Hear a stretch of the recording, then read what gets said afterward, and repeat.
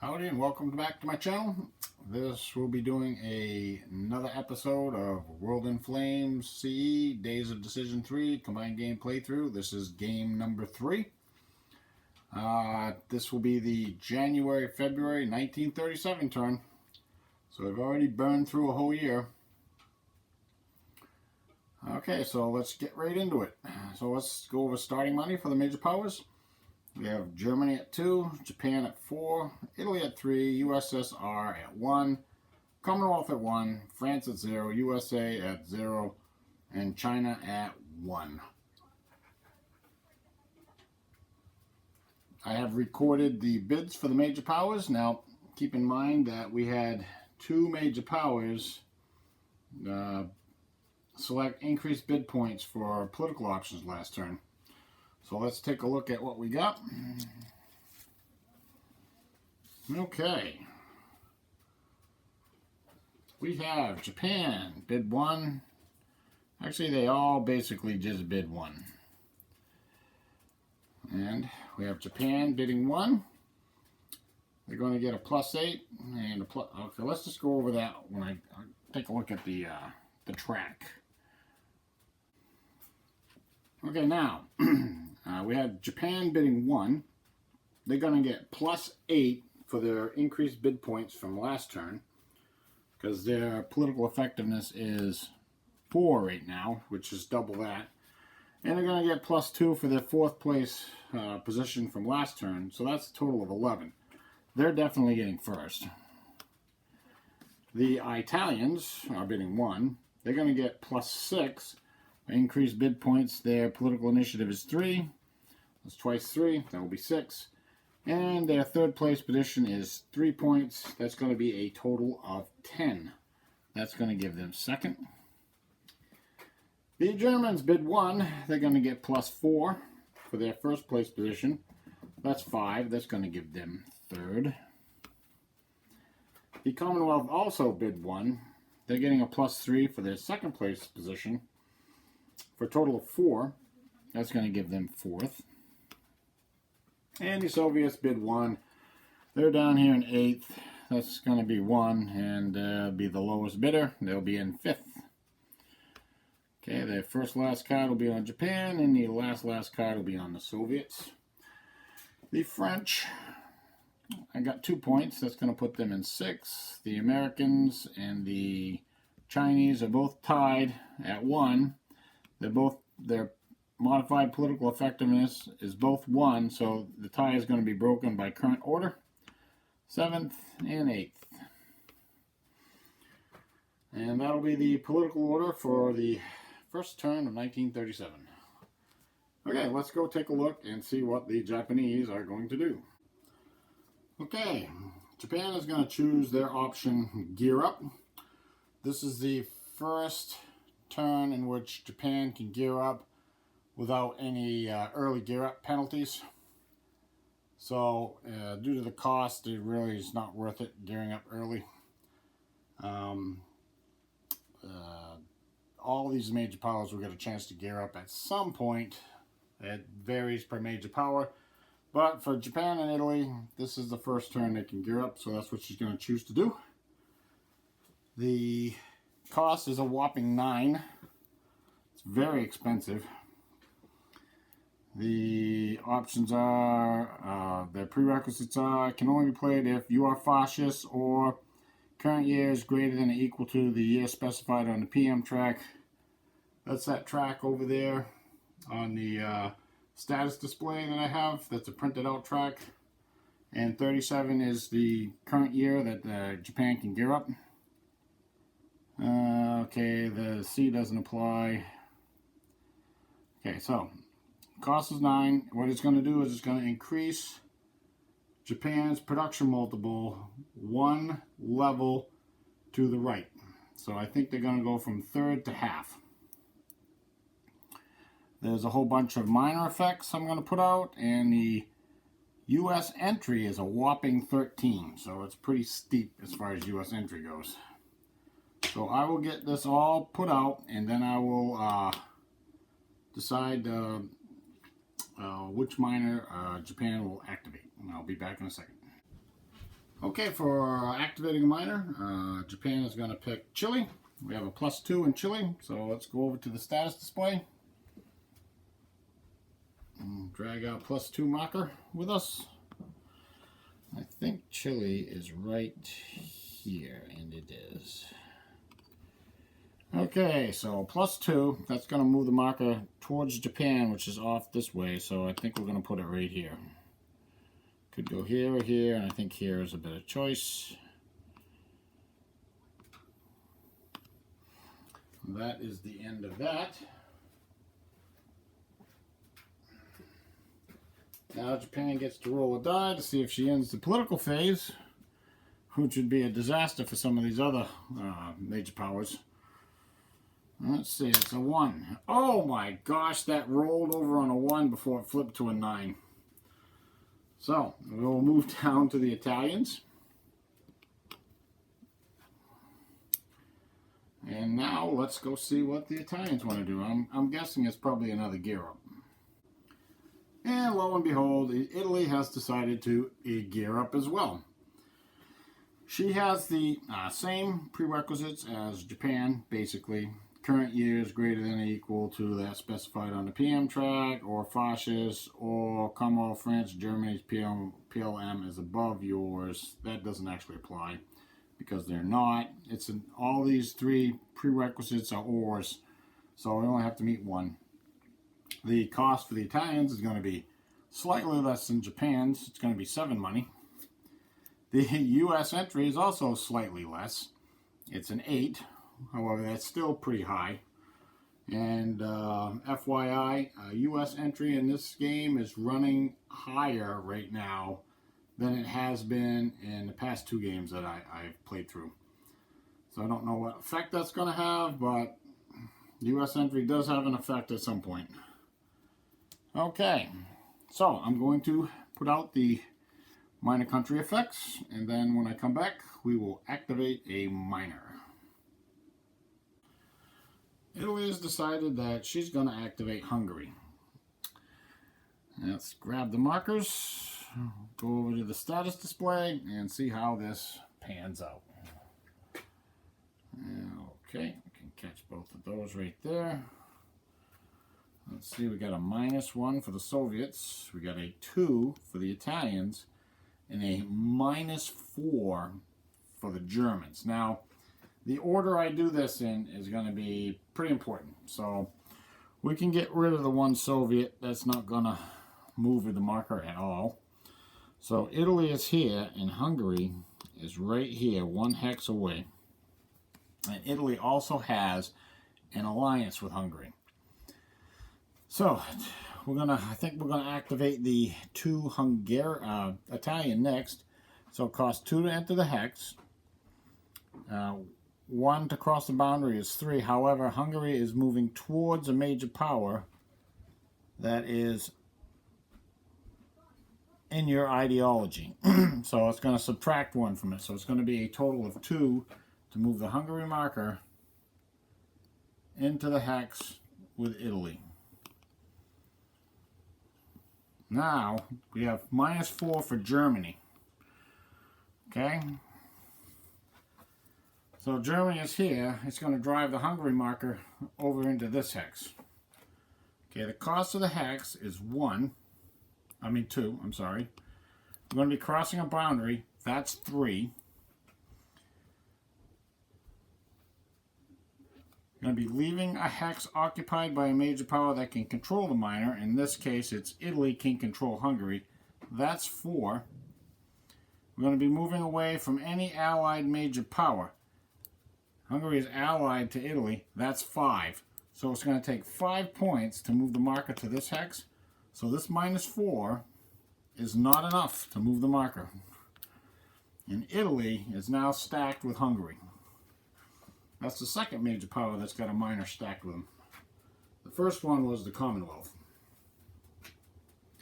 Okay, for the final bit for the Italians, we're going to roll a die and see if they end the political phase. There's been 1 previous option played, and surprise, surprise, the Italians roll a 1, And that's it for the political phase. Now, Germany, the Commonwealth, and the Soviet Union are all going to get bonus bid points because they didn't get a political option this turn. I'm going to record that, and then we'll come back and I'll take a look at reinforcements for the turn. This is a January-February turn. I don't expect the weather to be anything good, so I'm probably just going to run through the turn. The only thing I see happening right now is the Chinese got a few units they're going to move around.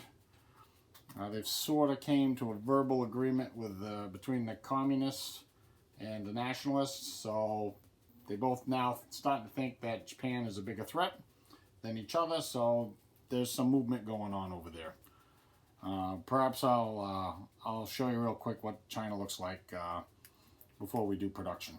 But okay, I'll take care of all that, and I'll be back in a second to show you reinforcements. Okay, let's take a look at reinforcements for the January-February turn. We have a Commonwealth cruiser, the Belfast, going into the construction pool. We have 2 convoy points for the Commonwealth, a tanker point for the Commonwealth. We have 2 convoy points for the Japanese. We have a garrison army for the Soviets that will go on board. We have a pilot for the Soviets, and that will be recorded. We have the first Chinese fighter, a BF-2C Goshawk. It's a good one. And we have a bunch of ships going into the construction pool. We have the Graf Zeppelin, that's going in the construction pool. We have the Saratoga going in the construction pool. I think that was, and I think that might be going on. I'll have to check that. And we have the Italian oil development program for Libya. That will be deployed on the board. Okay, I will get these placed in their respective major powers, and then I'll probably come back with production if nothing major happens. Just before that, I'll show you what's going on in China. But basically going to run through the turn because it's probably going to be pretty short with pretty nasty weather. So I'll be back in a second. Okay, the turn ended on Impulse 19. The weather is just horrendous. There'll be a +2 to the weather roll for the March-April turn. There was no change in the initiative modifiers because the fascists won the initiative, chose to go last, and they ended the turn. Okay, let's take a look at China. We still have kind of a little standoff here between the communists and the nationalists, though some nationalist units have migrated off towards the current border. That's supposed to be there. Current border with the Japanese. So we're not quite sure how this is going to work out, but Chang is kind of staying in between the two areas, so he can come back this way if he has to, or he can go that way if he has to, either or. But Mao hasn't seemed to move, so I don't know what kind of agreement they had, but it doesn't look to be very good. Okay, let's take a look at production. Okay, the Germans, they produced 8. They started with 9, spent 7. They're building a fighter. They pulled the Graf Zeppelin out of the construction pool. They're building a convoy point, and they're building the Peter Strasser. And they're laying that down. Okay, the Japanese and Italians and the Soviets are not building anything. The Commonwealth produced 5, started with 5. Oh, the Japanese produced 5, started with -1. The Italians produced 4, started with -1. The Soviets produced 3, started with 3. They're saving 3. The Commonwealth produced 5, started with 5, spent 4. They pulled the Ark Royal out of the construction pool, and they're building 2 convoy points. The USA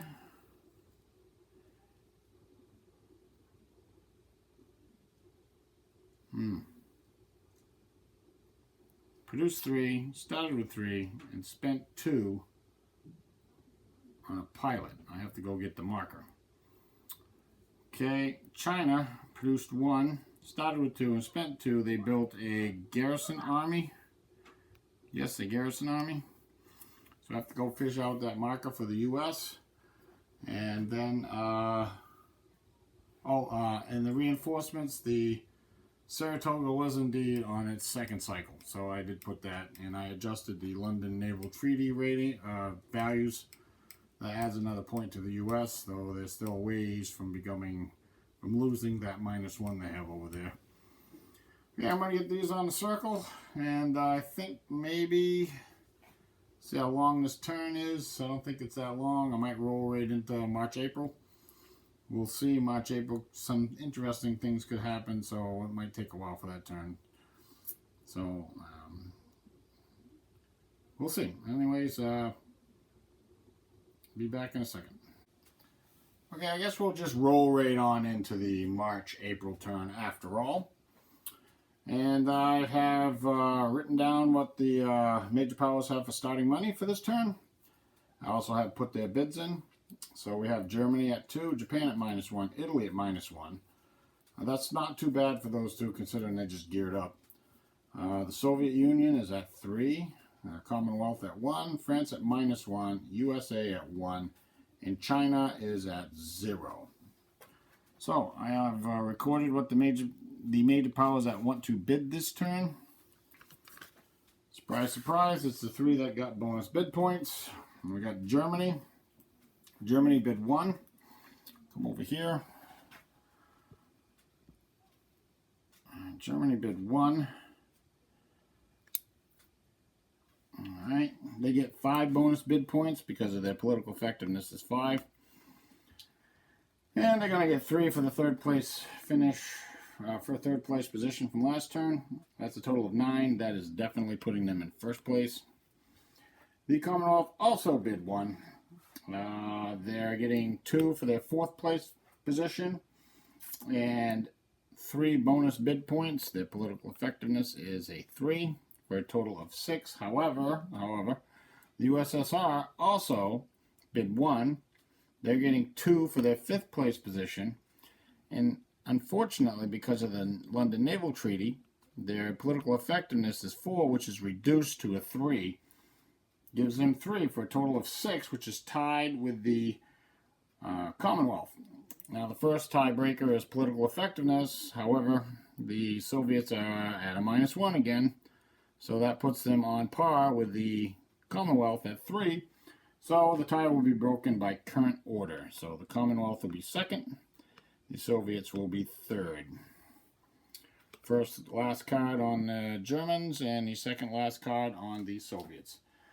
Now for the major powers who did not bid, we have Japan at +4. That's going to put them in at 4th. We have Italy at +3. It's going to put them in at 5th. The French and the Americans are tied. However, the American political effectiveness is effectively a 1, and the French is a 3. So the French break that tie. They will get 6, the Americans will get 7, and China will get 8. Let me pay for these. That's 1 from the Commonwealth, 1 from the Germans, and 1 from the Soviet. Now we'll go over and we'll see what the Germans want to do for a political option. Okay. Germany is going to do a minor economic agreement with their friends in Sweden to get that last Swedish iron ore. That will be good for them. There's no U.S. entry. The cost is 4 money. There was only a +1 that will be deployed, marker that will be deployed in Sweden for the Germans. And then I have to take a look at the board. I'll come back and activate a miner for Germany. Okay, after much hemming and hawing, Germany has decided to activate Czechoslovakia. So I will grab the markers. We'll come over here to the status display.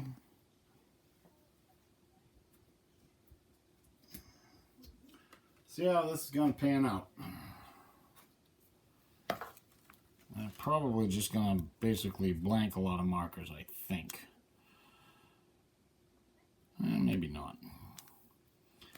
Okay, the -1 for the Italian, that doesn't do anything. Oh, let's see the markers. We got a -1 for the Italians, that doesn't do anything. The -1 for the Soviets, that doesn't do anything. Now we got 2 German and 3 Commonwealth. Well, the hex costs 2, however, Czechoslovakia can be controlled by France and is also allied to France. So it would cost an extra 1 to move here to, it costs an extra 1. So basically the German marker is not going to move it at all. Now we get to the Commonwealth. Okay. So this hex is going to cost 2. That's -1 moving towards you in your ideology, so that's 1.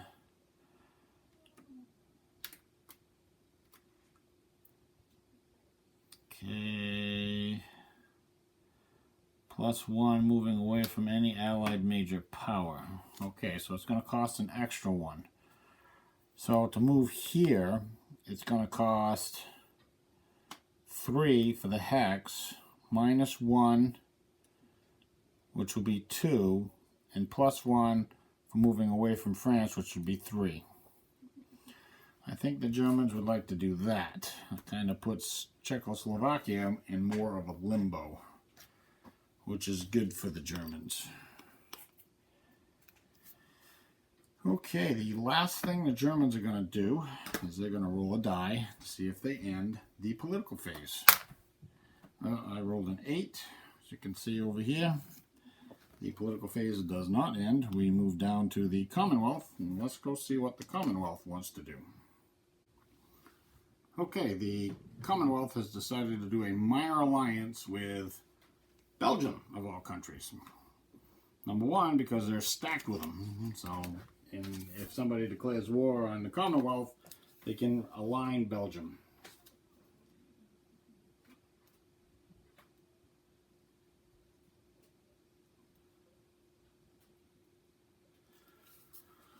This is going to cost 5 money. However, it will require a die roll. Okay, we're going to add 1 to the result for each factory. There are none. Add to minus willpower. Belgium's willpower is 4, so that's a +4. Subtract the distances hexes. There are none. They're stacked with each other. The minor is not hostile to Belgium. We're not trying to break an alliance.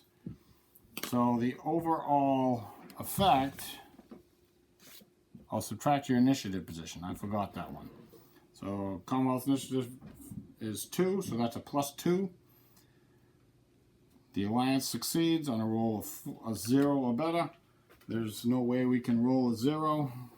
This is just, I actually did roll a 1. But 1 + 2 is 3. Alliance is successful.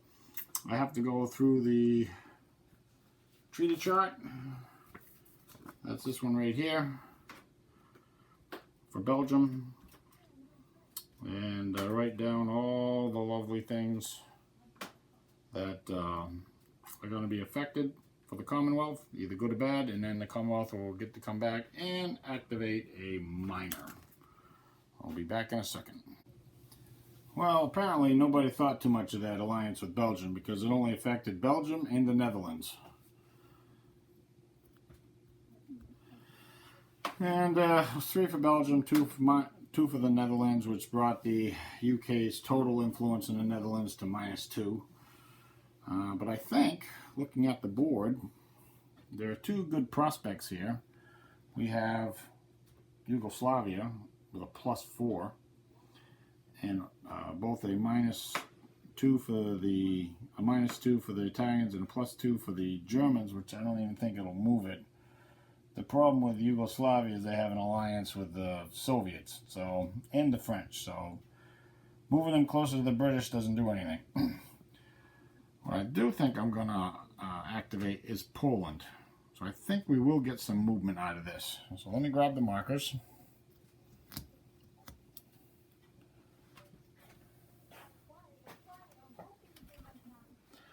Poland has an alliance with both Germany and France. So what that's going to do is it's going to cause a +1 to be applied when it moves away from either Germany or France. So the Soviet marker, not going to do anything. Now we have a +2 for Germany, which would move the marker this way, but it's 2 for the hex and +1 for moving away from France. So that's a total of 3. That's not going to do it. Now we have 4 for the Commonwealth. So it's 2 for the hex, and we're not moving away, we're moving away from Germany, so it's going to cost an additional 1, which would be 3. However, we have 4. We will move the Polish marker here. That is great as far as we're concerned. We wasted a point, but we did get to move the marker. It's going to be difficult moving Poland anyways, but we're going to do the best we can with it. We'd love to have Poland aligned with either the Commonwealth or France before general war breaks out in Europe. But we'll see. Okay. The last thing that the Commonwealth is going to do is they're going to roll a die to see if they end the political phase. A 4 does not end the political phase. The Soviets will indeed get to have a political action. And I already know what they're going to do. They've been planning this for a while. They're going to use Russian option 8, abduct Chiang Kai-shek. It's going to cost them 2 money. U.S. entry is a +10, but hey. This will prevent a Chinese civil war. It'll also allow the nationalists and the communists to concentrate on their common foe, the Japanese, without fear of being backstabbed. And there's a few minor effects here. I'll put those out, and when I come back, we will activate a minor for the Soviet Union. Okay, the Russians have decided they're going to activate Bulgaria. They have a -1 marker in there, but the Germans also have a -3, so they should get at least some movement in Bulgaria. Now let's see, we'll come over here and put the markers out. We got the -1 Italian, -1 Soviet, -3 German. I have to find Bulgaria. Unfortunately, I didn't dig it out beforehand. That's there, that's there. Oh, look at that. Almost on the bottom. Alright, so the -1 Italian and the -1 Soviet, not going to do anything, so we'll get rid of them. We have -3 German. Germany's down this way, so it's going to drive the marker this way. -3 is enough to move it 1 hex. We'll put it right there. And the other -1 is, so it costs 2 for that hex, is just lost. But that's okay. The Soviets are okay with that. Let's keep them out of the fascist hands anyways. That's it for the political phase. Let's go take a look at reinforcements real quick. Then I will roll initiative and the weather. Don't really anticipate all that much happening this turn. Yeah, okay, so we got a Soviet infantry army coming in. We have a French fighter, which I think we're going to put on board. Many pieces as possible. We have a German pilot. Gives the German 3 pilots. I think this is a whole pile of convoy points. Nope. 2 CAGs for the Americans. 1 CAG for the Japanese. And 2 convoy points for the French. That might be enough for them to stretch all the way out to French Indochina. I'll have to take a look at it. Got a couple of ships going in the reserve pool. We have not the construction pool, not the reserve pool. We got the Blucher for the Germans and the Edinburgh for the Commonwealth. And oh, actually, we're going to have some adjustments to the London Naval Treaty.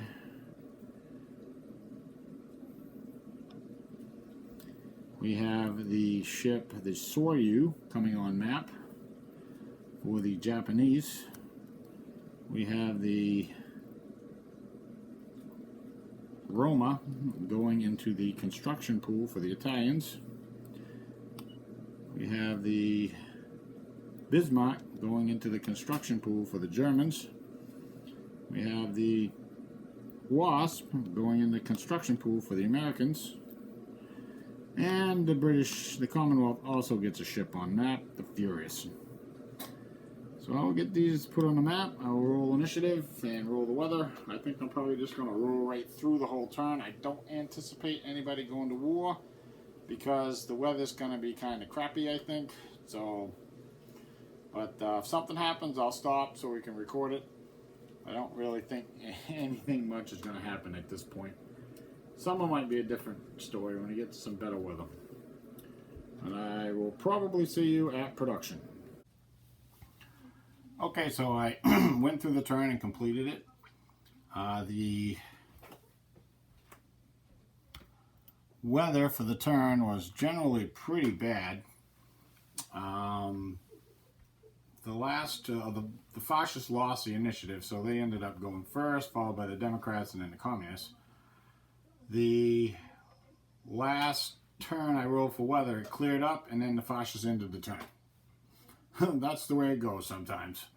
So the other two major powers didn't get to do anything, even though I'm sure the Soviets were planning something. Anyways, it went right to production. So let's go over production. First, Germany produced 9. They did not save in oil.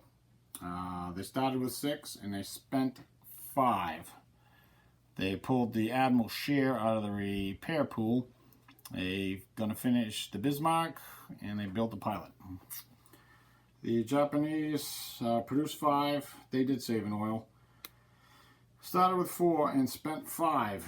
They are building a convoy point. They are laying down the Hiryu.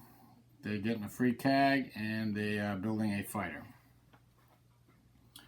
The Italians produced 4. They did not save in oil. Started with 3, and they spent 3. They pulled the Roma out of the construction pool. The Soviets produced 3, started with 3, and didn't spend anything.